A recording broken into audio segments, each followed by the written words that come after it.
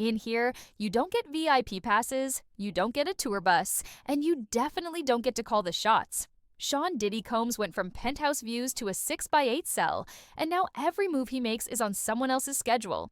Today, we're pulling back the bars to see what life is really like for Diddy inside one of New York's toughest federal facilities, and what he can and can't do while waiting for that October sentencing. Right now, Diddy is housed at the Metropolitan Detention Center in Brooklyn, a place known for overcrowding, limited programs, and, let's be honest, zero luxury. This is pre-sentencing detention, which means he's in a kind of legal limbo. No official prison assignment yet, but still under strict Bureau of Prisons rules. In here, the label celebrity doesn't change the basics. Mealtimes are fixed, movement is monitored, and privacy is basically non-existent. So, let's break down what his day actually looks like, and how someone used to total control copes when the system takes that control away. He wakes up when the lights say so, usually around 6 a.m., and no, there's no snooze button in federal lockup. The first sound you hear, metal doors clanging open for morning count. Guards make their rounds, heads are counted, and until every single inmate is accounted for, the place is on a count freeze. Nobody moves, nobody talks, nobody does anything. Breakfast follows, and forget avocado toast, think industrial scrambled eggs, cereal in tiny cartons, and plain bread. It's basic fuel, not fine dining, and yes, it's the same tray whether you're Sean Combs or the guy in the next bunk. From there, the day falls into a rigid loop. More head counts, limited recreation time, and whatever unit you're assigned to. At MDC, most inmates stay in their housing unit. Rows of metal bunks, a TV in the common area if you're lucky, and showers you share with a large number of other inmates. Phone calls. You get a set number of minutes per month, and every one of them is monitored through the Bureau of Prisons TRULINCS system.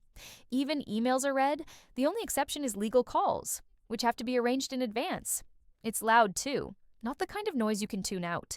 Think constant chatter, echoing footsteps, doors slamming, and that mechanical buzz every time a door unlocks. Privacy? Forget it. And for a guy used to being the boss, here's the twist. In prison, the schedule isn't yours. Every moment is controlled by someone else, and even something as simple as going to the commissary depends on the unit officer's call. But if you think being famous means you get to bend those rules, oh no. In fact, fame in here can mean more rules, not less. And that's where the myths about celebrity perks start to crumble. If you think celebrity inmates get special treatment, think again. Take Martha Stewart.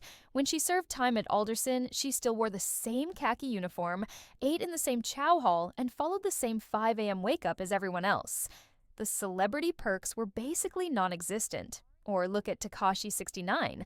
Yes, he was kept in protective custody for safety, but that just meant more isolation, fewer recreation options, and constant monitoring. Even R. Kelly, at the height of his notoriety, didn't get gourmet meals or private quarters. The closest thing to a perk was fans putting money in his commissary account so he could buy ramen and snacks like everyone else. In the federal system, special treatment usually means extra restrictions, not privileges. High-profile inmates can be moved to different housing, kept away from general population, or have visits and calls reduced to prevent security problems. It's called administrative segregation, and while it sounds official, it often translates to a stripped-down version of prison life. Less movement, fewer opportunities, and sometimes even less contact with the outside world. For Diddy, fame doesn't open doors. It closes them. Every interaction is monitored more closely, because one wrong move could turn into national news by the afternoon. And while he might not be getting champagne and caviar in his cell, there's still a day-to-day system he's got to navigate. A system built on work, routines, and finding ways to cope when the walls close in. At MDC Brooklyn, programs isn't code for spa treatments or TED Talks. It's basic, functional stuff. Think GED prep for inmates without a high school diploma, ESL classes for those learning English, religious services, and the occasional vocational course like basic typing or custodial skills. Compared to full federal prisons, the options here are limited. MDC is a detention center designed for holding people pre-trial or pre-sentencing, so you don't get the same breadth of rehab programs you'd find at a long-term facility.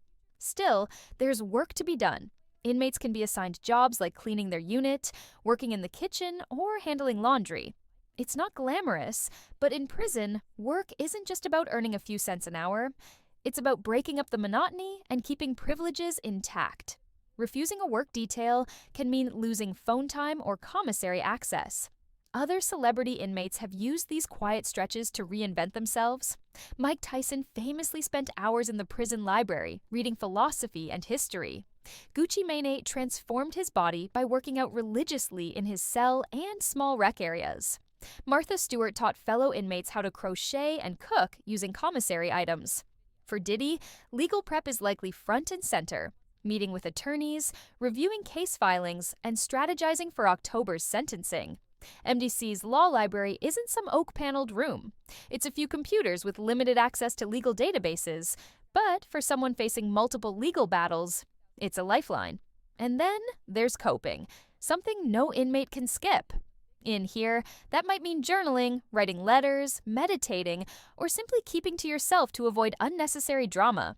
It's a mental game as much as a legal one, but even if you master the work routine and find ways to keep your mind busy, there's another side of prison life you can't avoid. The unspoken economy and politics that shape who gets along and who doesn't. Here's the part they don't show in the courtroom sketches.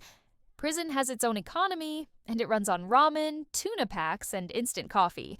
These aren't just snacks. In here, they're currency. Need someone to do you a favor? Trade a few soups? Want a better seat near the TV? That might cost you a honey bun or two. It's a barter system built on whatever you can get from the commissary list, and its value is set by scarcity, not brand name. Celebs aren't immune to this game. O.J. Simpson reportedly navigated prison politics partly by sharing commissary items to build goodwill. Tupac, during his brief stint inside, was said to use food and favors to maintain alliances. But the jailhouse economy isn't just about snacks. It's tied to social politics. Every housing unit has unwritten rules. Don't change the TV channel without checking with whoever controls it. Don't sit at a table that's claimed by another group. And if you borrow something, even a pen, you return it fast. Then there are the store men, inmates who keep a surplus of commissary items and loan them out, expecting repayment with interest. It's not Wall Street, but the principles aren't far off. For someone like Diddy, used to million-dollar contracts and VIP deals, this is the opposite of the luxury boardroom. Here, reputation is built on respect, keeping your word, and knowing when to step back. And while you can learn the rules of the jailhouse economy, there's one thing you can't hustle your way around: the mental toll of living in a place designed to strip away your control. If the commissary economy is the visible game inside prison, isolation is the invisible one, and it can break you just as fast. For high-profile inmates like Diddy, protective custody or separation from general population is common. On paper, it's for safety. In reality, it can mean fewer hours out of your cell, limited interaction with other inmates, and long stretches alone with your thoughts. And those thoughts get loud. Lauryn Hill, who served time for tax evasion, described isolation as emotionally brutal. The days blend together, and the smallest decisions, like whether to read or sleep, start to feel monumental. Remy Ma said she once counted the bricks in her cell walls just to pass the time. At 1600, the situation can be even more intense. It's a detention center, not a long-term prison, so space is tight, movement is restricted, and lockdowns can happen with little warning. Past federal reviews have documented issues with extreme temperatures, limited recreation time, and days-long lockdowns that keep inmates confined almost 24/7. Even for someone who's lived through public scrutiny, this is a different kind of pressure. No cameras, no entourage, no distractions, just the daily grind and the mental weight of waiting for the next legal move. Some inmates find ways to manage it, setting small goals, creating strict personal routines, or using letters and books as lifelines. Others struggle, and the effects show in court. Judges can often tell when isolation has worn someone down. And in Diddy's case, how he handles this period isn't just about survival. It could play directly into the story his lawyers want to tell when sentencing day comes. Time served before sentencing isn't just marking days on a calendar. It's part of the bigger legal picture. Judges don't sentence in a vacuum. They see reports from the Bureau of Prisons, records of behavior, program participation, and even notes about how well an inmate has adapted. For Diddy, these weeks at MDC are essentially an unspoken audition. Is he using the time productively? Taking classes, staying out of trouble, preparing for counseling programs? Or is he just doing the bare minimum, waiting for October 3rd to roll around? In past cases, good conduct in pre-sentencing custody has helped. Tekashi 69999's cooperation and discipline inside contributed to his reduced sentence. Conversely, poor behavior or conflicts inside can erase any goodwill. And there's another layer: placement after sentencing. The Bureau of Prisons uses an inmate's custody record to help decide which facility they'll serve their time in. Someone with clean conduct and program participation might be assigned to a lower security prison with more privileges. Someone with issues? They could land somewhere far stricter. Then there's the PR factor. The media will report on what he's been doing behind bars, and while judges aren't supposed to be swayed by public opinion, they're not blind to it. A narrative of personal growth can't erase a conviction, but it can soften the edges when the sentencing guidelines come into play. So, while these months in 1600 might feel like a pause, they're anything but. They're the prologue to the next chapter. And how he plays it could influence whether that chapter is served in a more lenient setting or the toughest one the Bureau has to offer. So here's the million-dollar question: is Diddy quietly building a redemption arc in here, or just biding time until the spotlight comes back on? By the time October 3rd hits, we'll know whether these months behind bars shaped him or just hardened him. What's your verdict? Is this the start of a real turnaround or the slickest rebrand a sentencing memo's ever seen? Drop your take in the comments. And don't just lurk, I read them all. And hit subscribe, because when the gavel falls in October, we'll be right here breaking down exactly what it means for Diddy's next chapter.